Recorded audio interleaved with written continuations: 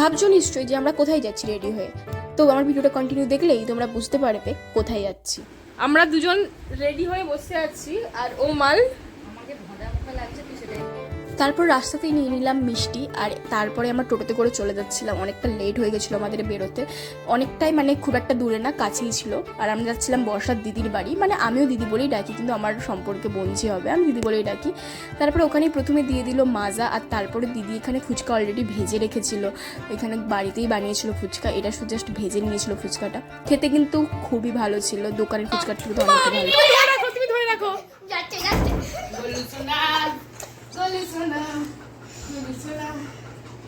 দেখতেই পাচ্ছ আমি সত্যি কথা বলতে কুকুরকে খুবই ভয় পাই। যতই বাড়ির পোষা হোক, যতই বলুক সবাই যে কামড়াবে না, কিন্তু আমার খুবই ভয় লাগে।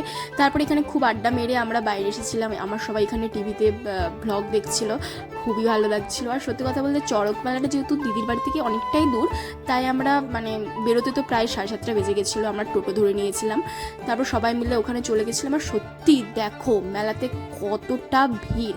আমরা ভেবেছিলাম হয়তো যেহেতু 3 দিনের মেলা ছিল হয়তো আজকে ফাঁকা থাকবে, কারণ চড়ক তো বিকেল বিকেল হয়ে যায়, প্রায় 8টার দিকেও এতটা ভিড় ছিল।